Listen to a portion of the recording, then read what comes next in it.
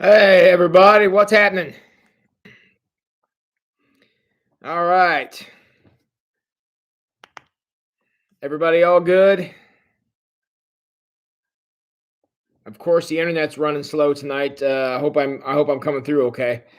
Cool. All right. Let's see who we can give shout outs to here in the chat. Eric Gurman, congratulations on being the first comment tonight. Good to see you, and it was a beautiful day out today. I finally mowed my yard.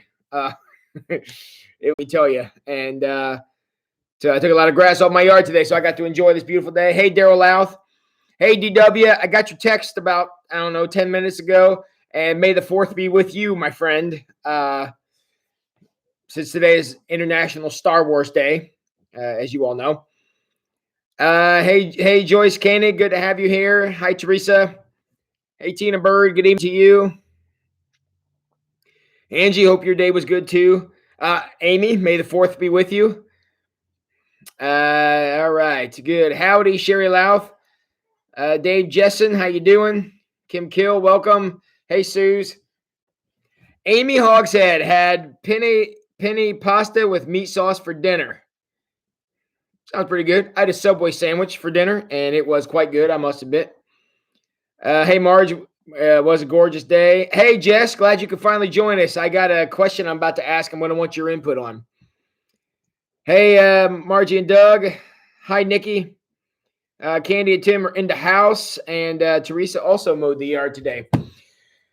Hey, I'm thinking about what we want to do with this, and what to do with whatever this 8 o'clock thing is we have. We're going to start Daniel tonight, so we're going to take a look at Daniel chapter 1 tonight, kind of get some things set up. But I'm wondering, Daniel's probably going to take us, give or take, maybe a week to get through. And I was looking at some possible things that we might want to do next. And one of the things I was looking at is another book. One of the things that we started off with was the Dangerous Prayers book. Well, Craig, whatever his last name is, the guy who wrote that book, wrote another book. I'm going to put it in the chat right now.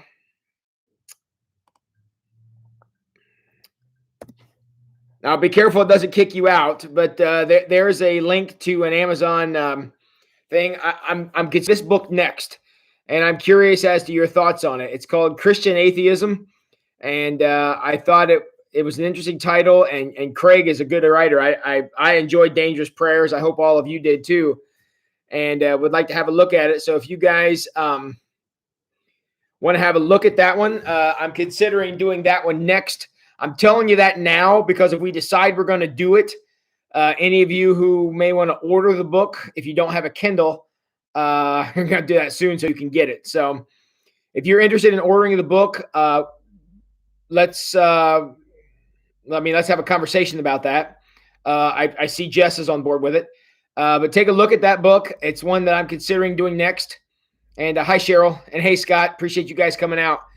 But since we enjoyed Dangerous Prayer so much and the kind of, keep trying to keep the variety good.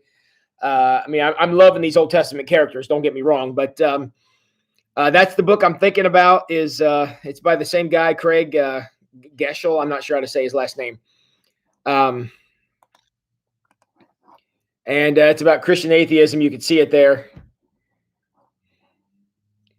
If any of you would like to get a hold of that book, a few of you to chime in to just tell me, would you like to do a book next? Or do you want to stick with the Old Testament, or I guess Bible? I shouldn't say Old Testament. Bible characters. What's your preference? Would you like to do a book next? Because that's what Christian atheism, or the Christian atheist, would be.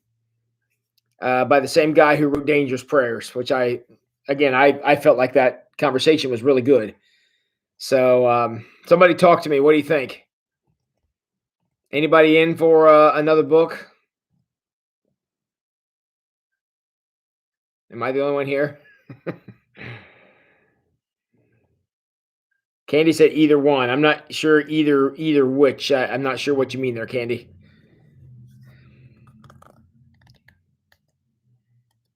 Okay. All right. Everybody's saying either one. I'm not sure what the either one is. So I guess would you be willing to have a conversation about the book? I was looking at the table of contents. It's written in the same format. It appears to be the same format as the Dangerous Prayers book, where it's like 1.1, 1.2, 1.3, and they kind of are broken up that way. So it'd be like, a couple of pages a night or a day or whatever to get ready for it. So I really enjoyed Dangerous Prayers. Just really enjoyed the book, and I would like to read another one by him. And if that's something you guys would be interested in, this would give me the excuse to do so. So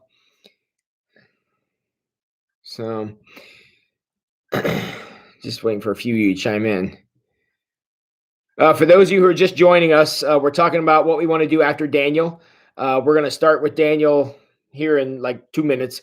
But we're talking about possibly doing another book by Craig, whatever his last name is. The book here, and I'll put the link back in the chat so you guys can see it. There's the link, and I enjoyed that. Okay, so all right. I don't see anybody here being against the idea of the book.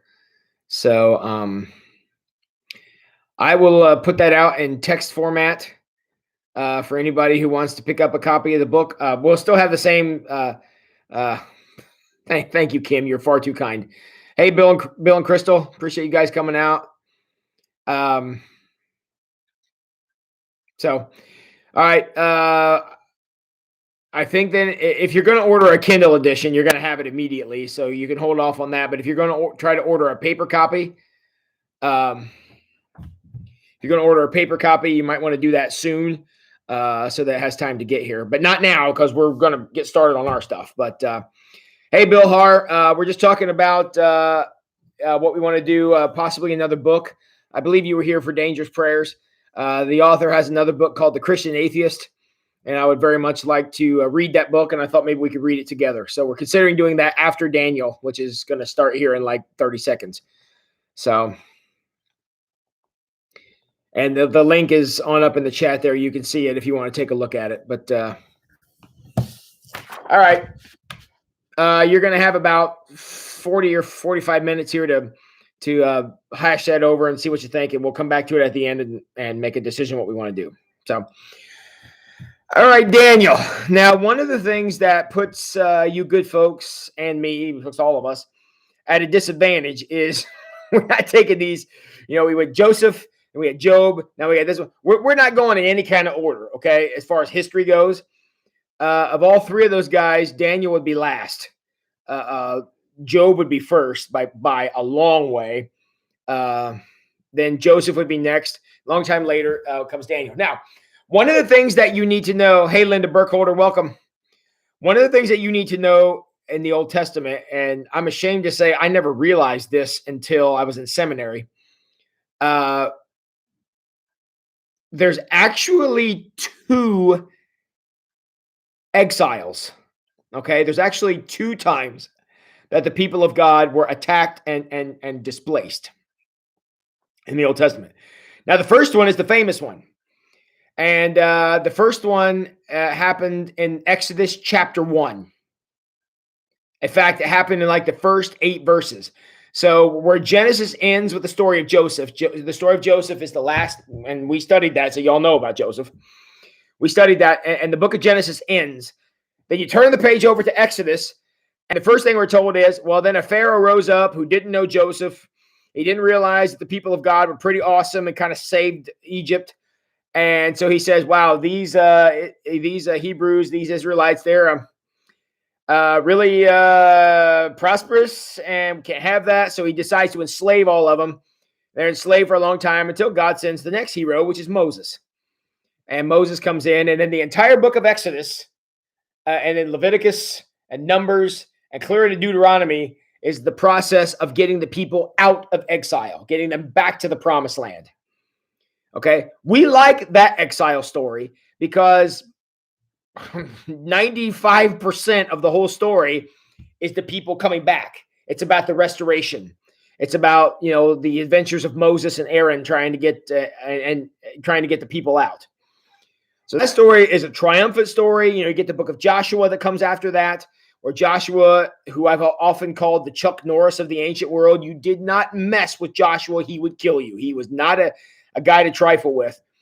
So Joshua is kind of leading them back. There's a lot of conquering and bloodshed and death and mayhem. And now that they're back in the promised land, they're trying to figure out how to live as a society. That's when you get the judges, because the judges are the ones who, you know, basically proclaim God's word. So when there's a problem, the judges will go out and deal with it. So they're kind of building this community. It gives you, you know, trying to interpret the law, which is the book of Leviticus. So trying to figure all that out. The judges didn't work out too well. So then the prophets rose up and the prophets spoke on behalf of God. And that went okay for a little while. And then all the people were like, you know, everybody else got a king. Why can't we have a king? And the prophets were like, you don't want a king. And everybody was like, no, we think we do want a king. And they're like, well, God kind of said you didn't. And they're like, well, that's okay. We still want one. So God gave him Saul. That didn't work out so well. But then David came. David did work out pretty well. And their society grew. The community became very strong. The nation became very powerful, a world power in every sense of the word. Then there were some kings that came after David that weren't as good. They continued to get worse. And that's when we come to the second exile. So they came in and there was generations and generations and everything was just wonderful. They all have fond memories of David, even though most of the people alive at that time didn't know David personally. But the weak kings came along and then the kingdom divided and there was all kind of fighting and stuff over that. And then finally they were destroyed. Now, the book of Jeremiah talks about the destruction. There's a reason why Jeremiah is referred to as the weeping prophet. Jeremiah, I can't say he doesn't have anything nice to say, but he doesn't have much nice to say because the whole world is crumbling around the poor guy. So they get drug off into exile, and that's where we get these stories, including Daniel. So Daniel comes from the portion of the Bible, what happened after the second exile. Now, the reason we don't hear about the second exile as often as the first is because the second one, they go into exile and they don't come back. I mean, the argument could legitimately be made that the exile that started in the book of Jeremiah didn't end until 1947 when there was a peace treaty signed that recognized the nation of Israel. I mean, the argument could be made it lasted that long. So that's why that exile story is not as well known, because it's all about falling and getting worse. Where the first one was all about coming back. The second one was all about going in. So that's why we don't hear about that one so much. So that's the 5-minute rundown of the entire Old Testament. It's going to be a quiz, so I hope you paid attention. But okay, so in the midst of this exile, in the midst of this problem, in the midst of everything going on, the book of Daniel happens. Okay, so one of the things that some of the foreign kings did, like the Babylonians, who had conquered most of the known world at that time, what they like to do is that I had to go in, and the Babylonians were really smart in how they did this. So if they had a conquered people like the Israelites, they go in and say, all right, guys, what y'all want? I mean, what's going to make you happy? And they say, well, we want a king back. We want somebody from the line of David to sit on the throne. Well, King Nebuchadnezzar was like, I can do that. So what he did is he found the descendant of David and put him on the throne and said, you don't do anything unless I approve it. And if I say it goes, that's how it is. And as long as you understand that, you can be king. And everybody was like, woohoo, David's lineage is back on the throne. Had no power. I mean, they were a puppet leader if ever there was one. But the people were happy because they got what they wanted. So instead of having to continually fight wars and stuff, the Babylonians could now say, hey, you guys got your king. He can't really do anything, but he got one. And so those were the kind of things they were doing. And I don't know if we're going to get too much of that in David's thing. But what then the Babylonians would do is they would go into these peoples they conquered, and they conquered more than just Israel. They conquered lots of the area, and they would go through and find, the strong, the bright, the talented. They would pull those guys out of these conquered cultures and make and incorporate them into Babylonian culture, basically make them Babylonians. And that it was, it was genocide. It's exactly what it was. And so that would keep the conquered peoples conquered, and any leaders or anybody with potential would be absorbed into the Babylonian cultures. It's evil and it's horrible and it's terrible. It's well, not exactly, but it's very close to what the Nazis were doing when the world stood up during World War II and said, "Yeah, we're done with this." So it was very much the same kind of thing. So, all right. So that's where we are. Okay. All that's to say, in that backdrop, that's where Daniel takes place. And you're going to see a lot of these world issues reflected in the events that go on in Daniel. Okay. All right. Is anybody still awake out there? I got 32 of you logged in. Is one of you awake? This is so hard. I don't have any way to know if it's even making sense. That makes sense. Was that okay? Anybody got any questions about 2,000 years worth of Old Testament history that I did in 10 minutes? Somebody gave me a boo. Okay. All right. So 4 of you are still awake. I'll take that's that's a good test audience here. So, all right. Very good. All right. Appreciate you guys. Okay. Well, let's take a look at Daniel, find out what the heck's going on here. All right. So we're looking at Daniel chapter 1. And I'll tell you, we're only going to do Daniel through chapter 6, I believe. And the reason we're only doing it through chapter 6 is Daniel's really 2 books. If you read the whole book of Daniel, the transition between chapter 6 and chapter 7, you go, are we still reading the same book? Because the second half of Daniel is like it's a whole different thing. In fact, if I tacked on the second half of Daniel to some of the wild imagery from the book of Revelation, you wouldn't be able to tell the difference. So that's it's kind of an apocryphal, an apocalypse kind of crazy spiritual realm, kind of very strange thing. And it's probably almost too confusing for us to get into. I'd be happy to have a conversation with you about it sometime, but I don't want to try to do that here because it's so hard to nail down. The first half is pretty straightforward. I mean, we can read some things. There's certainly some supernatural elements to it, but it's a lot more straightforward, a lot easier to study than what the second half would be. So unless you guys start hammering on me, I think we'll skip the second half just because it'd be too. I just don't think you would enjoy that conversation in this format very much. But all right. After saying all that, let's actually read Daniel. This is Daniel chapter 1, verse 1. And we're going to see how great Pastor Tim's enunciation is. I'll tell you right now, it's not very good. Okay, so during the 3rd year of King Jehoiakim's reign in Judah, King Jehoiakim being one of these puppet leaders I was talking about. Jehoiakim's reign in Judah. King Nebuchadnezzar of Babylon came to Jerusalem and besieged it. The Lord gave him victory over King Jehoiakim of Judah. Okay, so I'm sorry.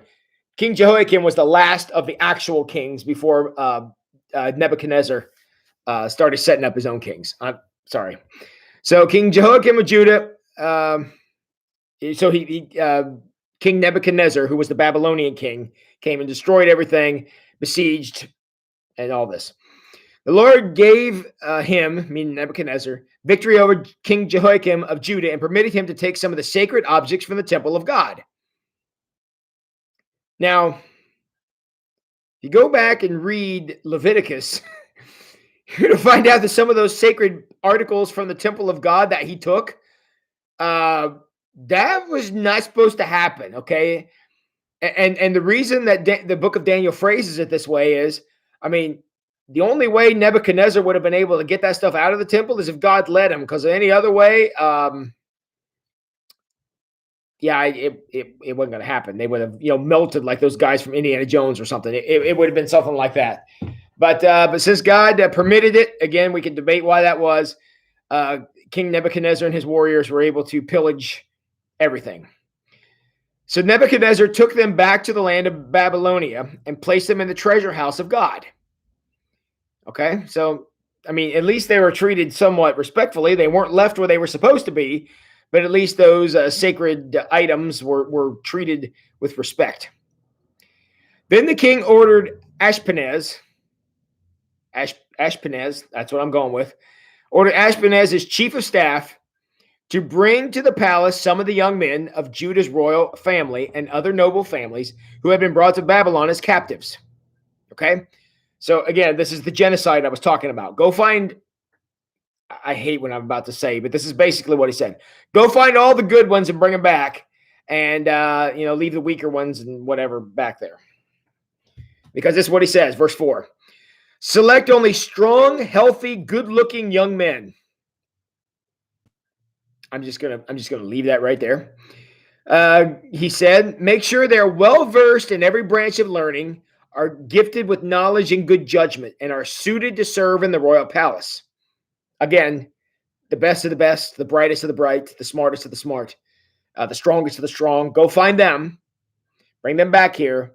We'll educate them into what it means to be a Babylonian, and then we'll absorb them into our culture so we can have stronger offspring and more talented people, okay? What Nebuchadnezzar is doing here is evil. I want to make that just as clear as I can be. This is an evil act. There are some books in the Bible. I don't believe Daniel's one of them, but there are some books in the Bible that speak very highly of Nebuchadnezzar.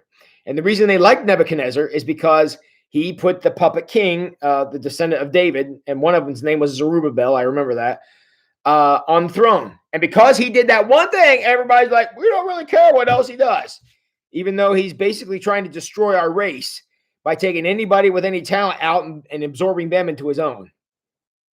Okay, that is genocide. That is evil as it gets. And that's what he's doing. So even though they may have been happy to have the king from the bloodline they wanted, what he was doing was just despicable. Okay, so keep that in mind. All right.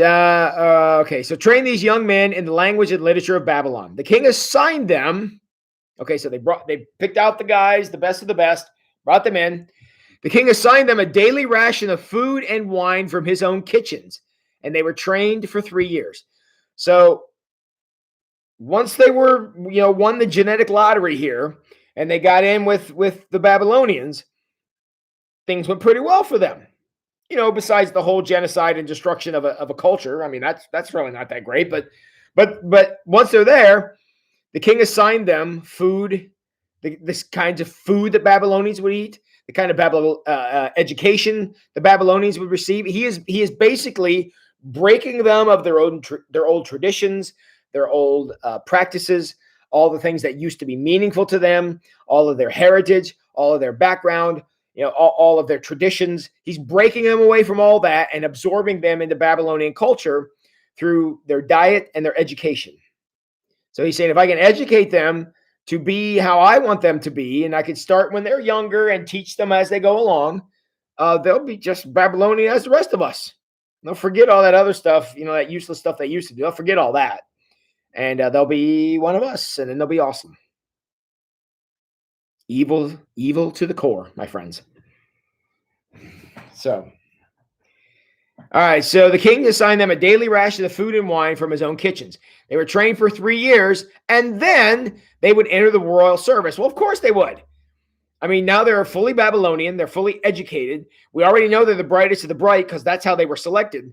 And so this cream of the crop would come in there, and then they would be given official tasks and official duties.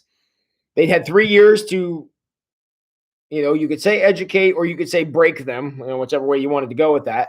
And in that time, they would be prepared for service in the king's court. And so that's what they were looking for. So, all right.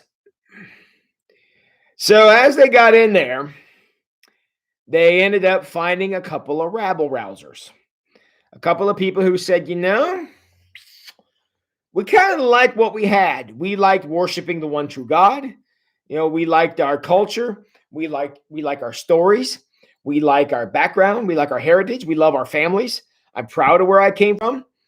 And we're not 100% sure that we want to be Babylonian because we kind of like being Israelite. And those three people happen to be, verse 6, Daniel, Hananiah, Mishael, and Azariah. That's the four people. Were four of the young men chosen, all from the tribe of Judah. The chief of staff renamed them with these Babylonian names. Now tell me if you recognize these names. Daniel was called Belteshazzar. You don't know that one, but tell me if you know these next three. Hananiah was called Shadrach. Mishael was called Meshach. And Azariah was called Abednego. Do those three names sound familiar? Shadrach, Meshach, and Abednego? Certain story you may have heard of these three guys, and we're going to read it as part of the study. All right, yep, Teresa's heard of them. So yeah, these are three guys who have a very popular story in the Old Testament, and we will be reading that. But Daniel was determined not to defile himself by eating the food and wine given to him by the king. This is him saying, I don't want to be Babylonian. I don't want to eat what I'm assuming is pork chops and things that we're not supposed to have. I'm not interested in that. I don't want to be a Babylonian. I'm going to buck the system here. So I don't want the alcohol. I don't want the food. I don't want the stuff that's not prepared. I want to eat our stuff. So Daniel makes a stand for himself. He asked the chief of staff for permission not to eat these unacceptable foods. Now, that's a declaration to say, I'm not down with this. I'm not cool with this. And I'm not going to be involved. Now, God had given the chief of staff both respect and affection for Daniel.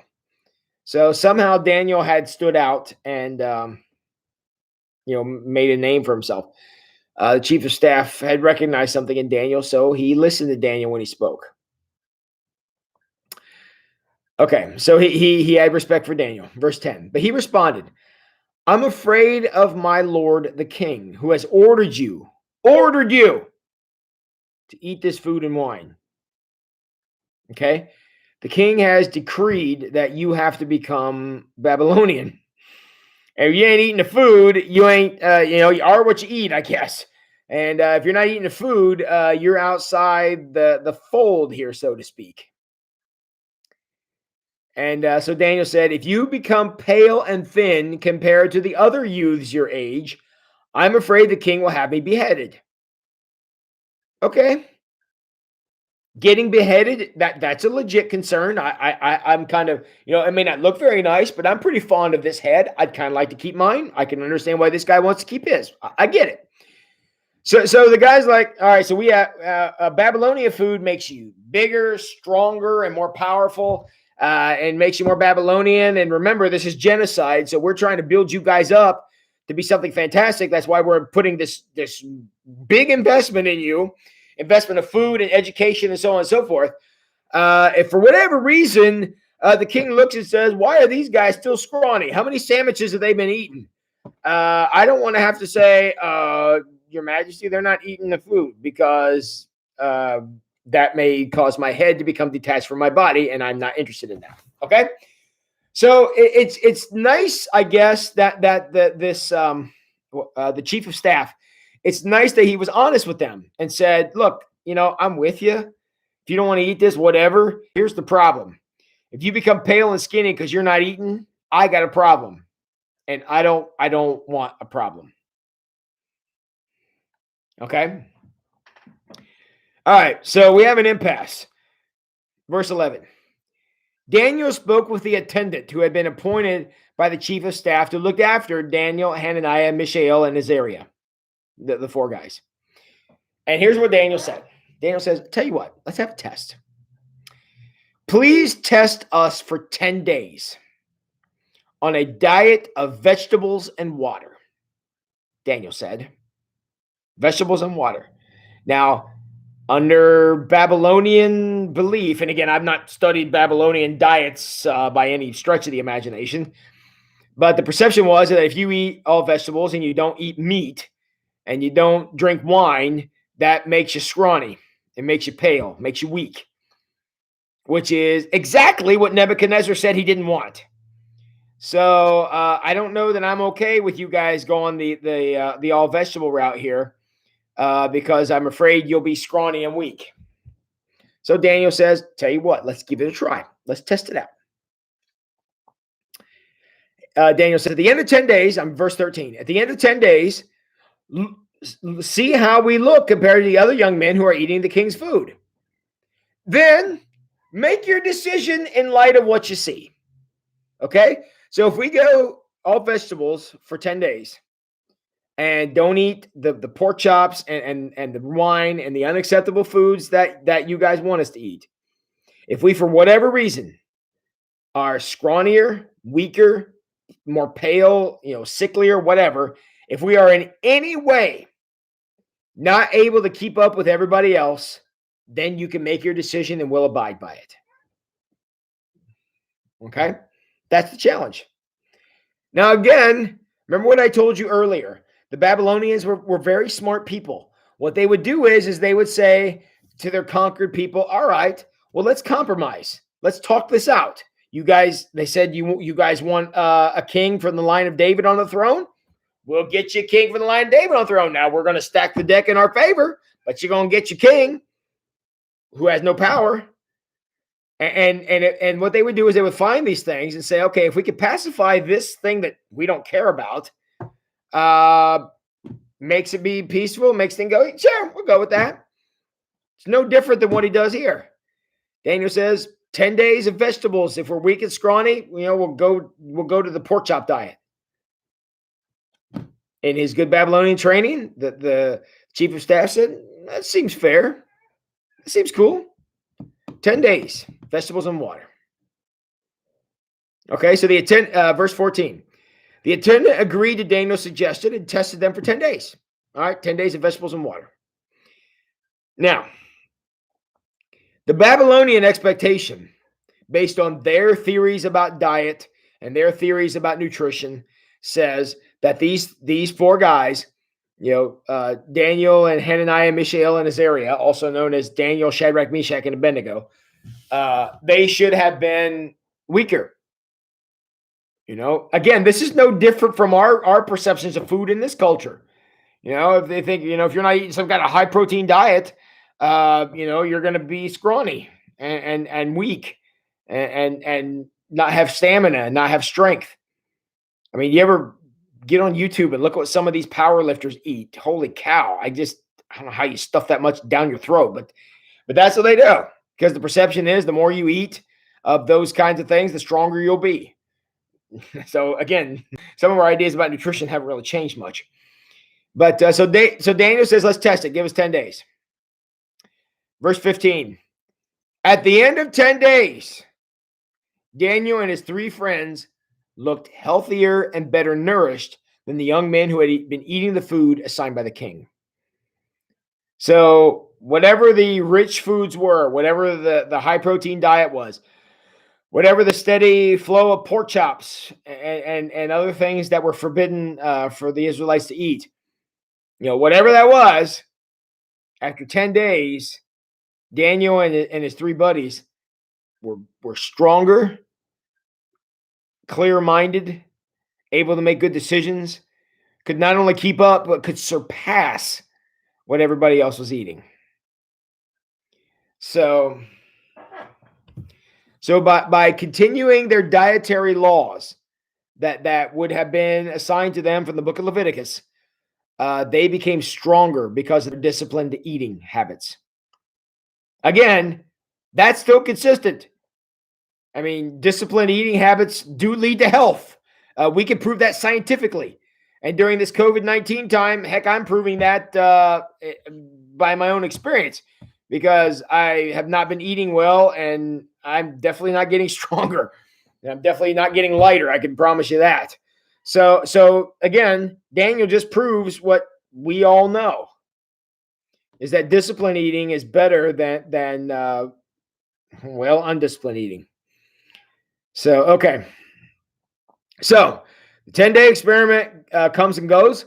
Daniel and his three buddies are stronger and clearer in what they're doing. So after seeing that, we now have verse 16.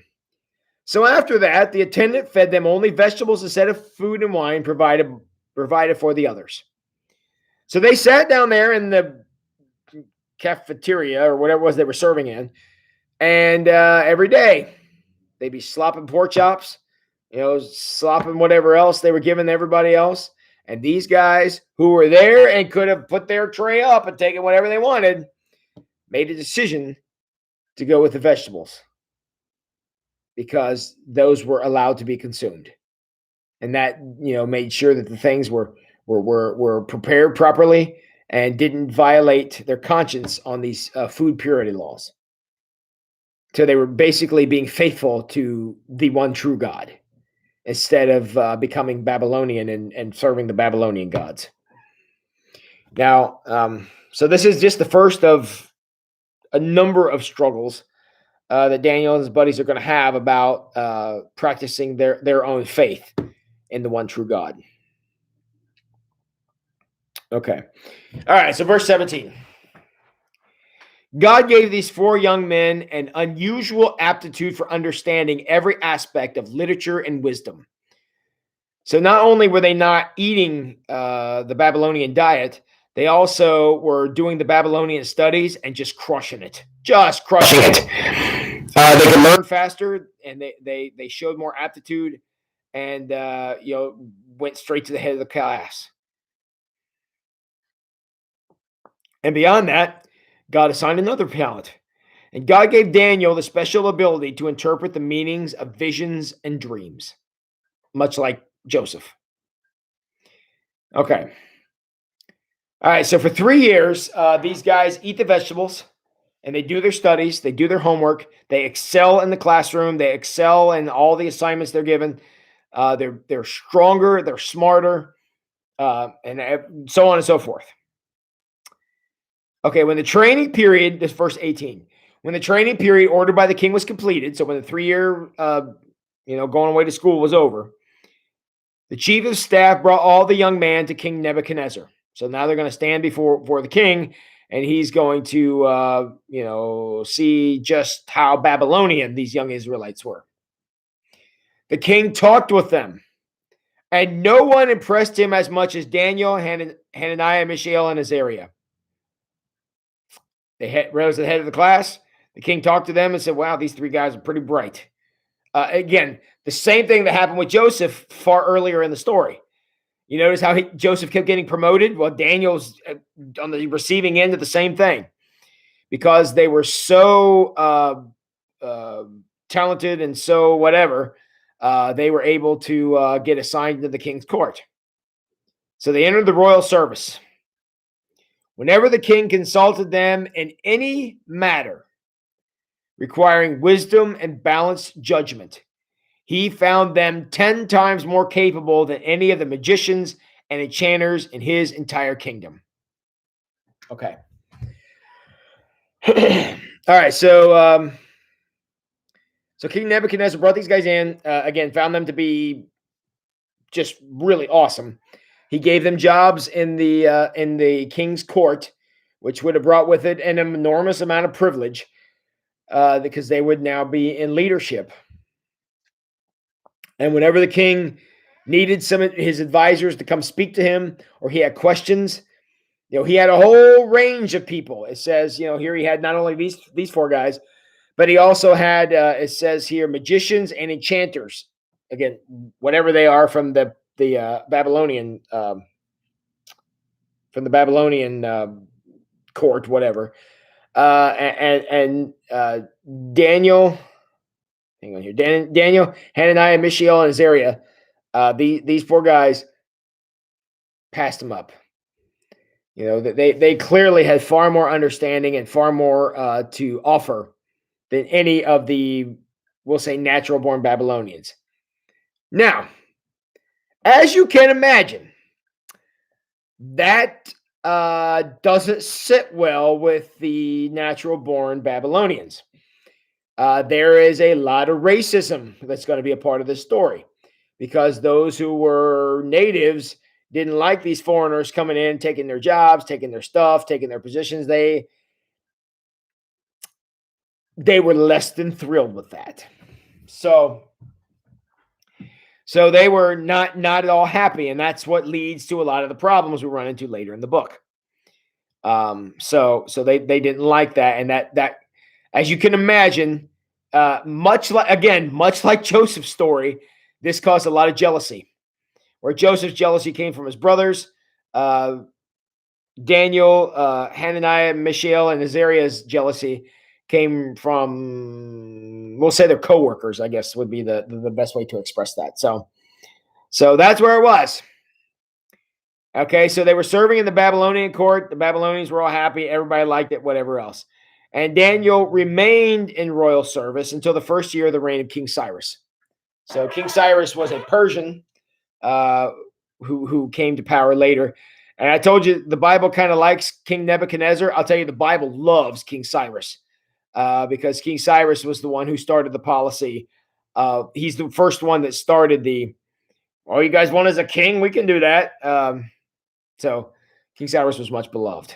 Again, he was a monster and a tyrant, but because he provided this one thing everybody wanted, everybody kind of overlooked his negative qualities and just loved the guy. So, all right. Gosh, we're kind of running out of steam here. I don't really want to go on to the next chapter because I only got a few minutes left, and I want to save. I want to save the rest of this for tomorrow. So we'll go on to chapter 2 tomorrow, where the interpretation of dreams start, and things really start to turn for Daniel when he starts interpreting dreams. Again, very much like Joseph. In fact, till I did these two studies back to back, I never realized how many parallels there were between Joseph and Daniel. Their stories are quite similar. What age was Daniel and the other three? Well, they're referred to as youths. My guess would be like mid-teenager years. Maybe like what would that be? Like maybe middle school, maybe junior high age, I guess. Early teens, mid-teens, maybe, because they were in training for 3 years. That would have made them approximately, 18 when they came out of the training time. And as you know, that's a very impressionable time during the age of kids. So that's why they took the ones who showed great aptitude and educated them during that period in their life, because that made them become great. Well, in theory, made them become great Babylonians. Now, that didn't really happen for Daniel and the rest, but that was the thought, is that by taking the cream of the crop away and putting them into this intense training where they would learn the food and Babylonian culture, that would make them well suited for service in Babylon.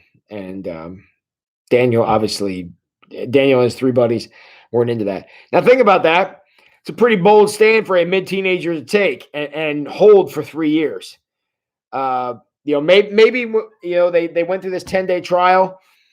It's entirely possible that the captain of the guard or the chief of staff or whatever his title was could have said, "All right, guys, I'll give you the 10 days," and not expecting them to even make it the 10 days. As far as not eating the pork chops and such. And when they did, and then they kind of made it through, and then they made it for 3 years, made Daniel and his friends something special. Because as any of you who know junior high age kids, sticking to things is not their strong point. It certainly wasn't my strong point when I was that age. So, that's exactly right, Teresa. They took the ones who were impressionable, the ones they could train. They probably killed the ones who were older, again, as a part of the genocide, to get rid of the men. And then they were going to replace the men with these Babylonian-trained young people. Again, it's despicable. It is a despicable thing. They're trying to destroy a culture. And quite frankly, one of the only reasons that the Israelite culture makes it through is because Daniel and his three buddies wouldn't give it up, and God sustained them through the whole thing. So this is an ugly, horrible, terrible, racist thing that's going on here. And trying to force somebody's culture away from them. Now, I truly believe that if you're going to willingly go from one culture to another, then you should make efforts to homogenize into that culture and become a part of the new culture where you live if you go there by your choice. These kids did not choose this; they were forced there. That's a big difference. They did not choose to go be Babylonian; that was forced upon them, and that is wrong. And so that's why it became a big problem, because what's going on here, as I've said a couple times, is racist. They were trying to destroy culture. So they got rid of all the men. They absorbed all the women into the Babylonian culture, the childbearing age, so that the Babylonian men could have Babylonian children with these Israelite women. And it's awful, awful, awful. And the only way the culture survived is because of young people like young people like Daniel, who were willing to hang on for dear life, literally. And they were tested. Oh, if they didn't watch their fathers be killed, they knew that they were. So, they knew they were a conquered people. Which again, you got to give props to Daniel to be able to stand up and say, "I'm not eating this crap." And you can give it to somebody else, feed it to the dog, but I'm not eating it. You give me, cabbage, and I'll eat that. And that's a pretty bold stand from a young person who had seen so much in his life. But my goodness gracious, even though Daniel's father may not have survived, that father would have been real proud of this son, no question about it. So, anybody else got a question about Daniel? You enjoy my take on it? Again, I'm not doing a very good job engaging you guys, and I'm sorry about that. Courage and conviction, right out of Sunday morning. Good job, Teresa. I'm not doing a real good job, but unfortunately, this is pretty straightforward. They, it's hard to have a conversation because again, it's pretty, not like Job where there's a lot of theology and different areas we could talk about things. This is pretty straightforward history. So, and Scott went to the emergency room. Yeah, sure. Jan, is he okay? Hope he's doing all right. Tell him we missed him tonight when you talk to him. And you're welcome, Joyce. Cheryl says shows how we raise our children when they're young makes a difference. Absolutely. I mean, if the story of Daniel doesn't illustrate anything else, it certainly illustrates that. So, all right. Yeah, Jan, if you want to give us an update on why did he go to the hospital, Jan? What's going on? So,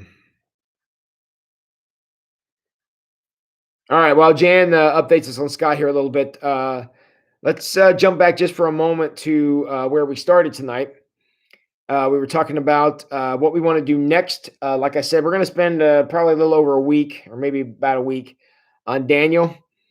And we were considering doing a book study after this because we enjoyed Dangerous Prayer so much. And Greg Gossel, I have no idea how to say his last name. Groschel, Craig Groschel. I'm assuming he says his name right.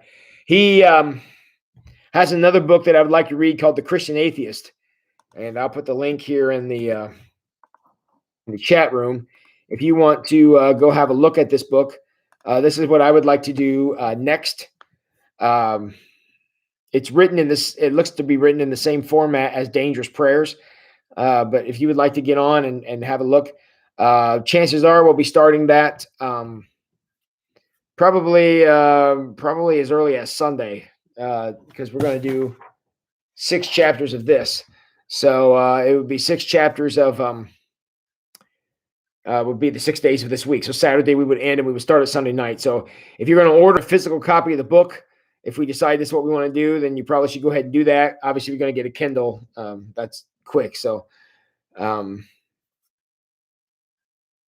think I would like to do that because as much as I love these Bible stories, I don't want to burn out on them. So maybe we'll interject another book in here. So late May or June? Are you serious? Holy cow, I didn't see that. Late May or June.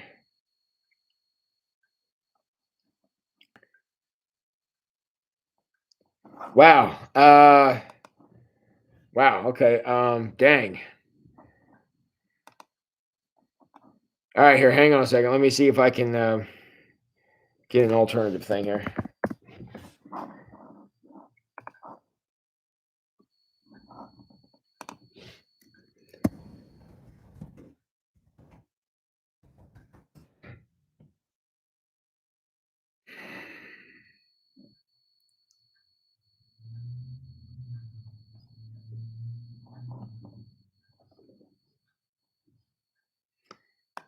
Okay. Um, I found it on eBay. Yes, I will be happy to spell his last name. Um,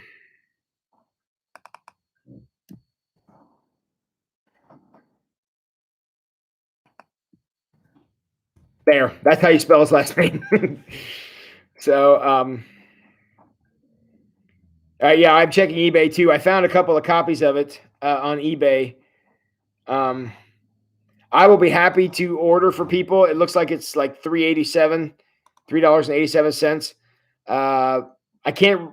I mean, I obviously I'll go over it, but any of you who want a physical copy of it, I can. I will be happy to buy a couple copies off eBay because those usually get here pretty quick. So somebody jump in here and tell me if you want one. Yeah, there's no bookstores open around. I'm sure. I wouldn't even know where to tell you to. I don't even know if there are bookstores anymore. I will order these two copies off of eBay if anybody wants them. And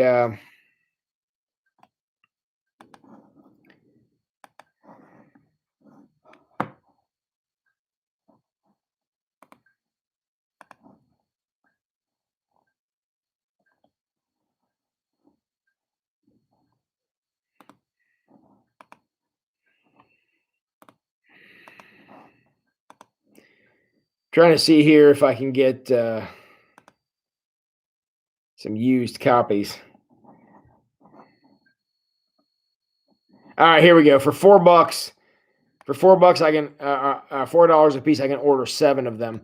Are there 7 of you who would like one? All right, I'm just gonna buy all 7 of these. Hang on a second here.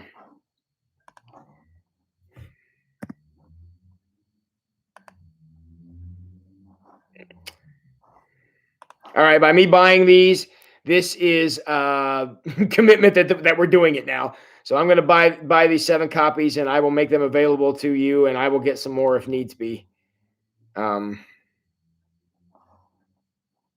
hey, I got a discount. I got $2.87 off. How fun is that? All right.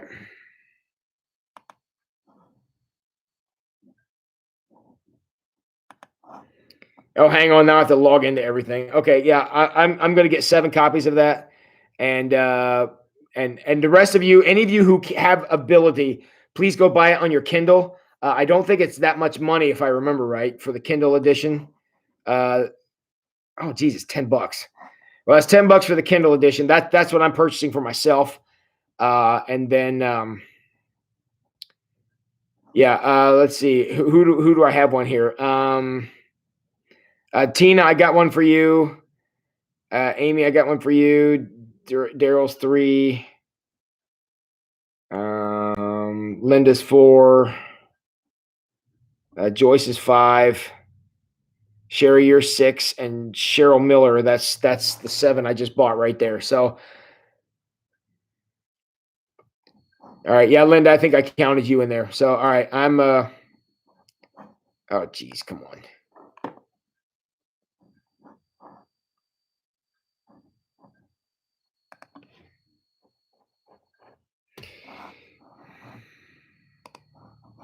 Okay, I'm ordering those 7 copies, and they are ordered. So I'll make arrangements with you. If you those of you who I'm buying copies for, please email me if you can or tell me so I know who I'm bought for. I have these 7 copies and I'll make arrangements to get them to you. And I need to know if I need more. So please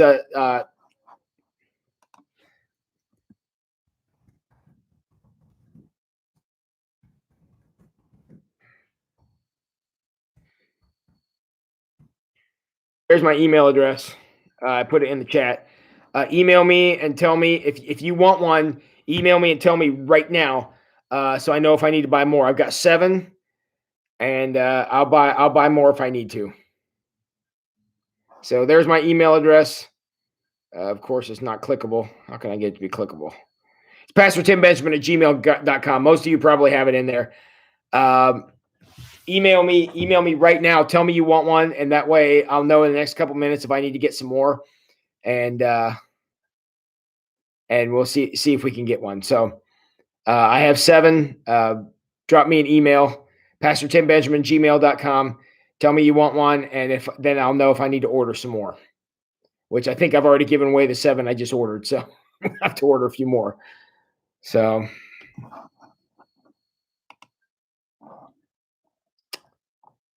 all right, what's this?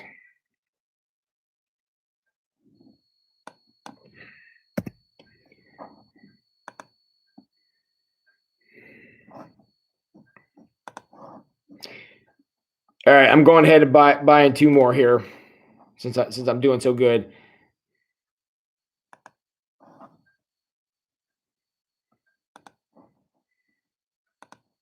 Okay, I got 2 more. I got 9 now. So, yeah, you guys drop me an email. Let me know who I'm buying for, and I will put names on them and make sure I've got enough. So,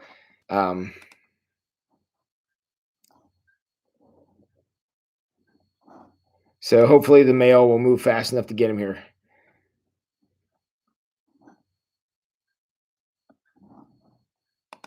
So, all right.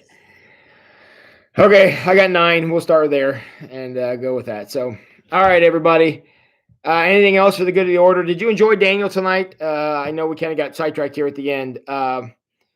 Everything good with Daniel? You guys enjoy Daniel?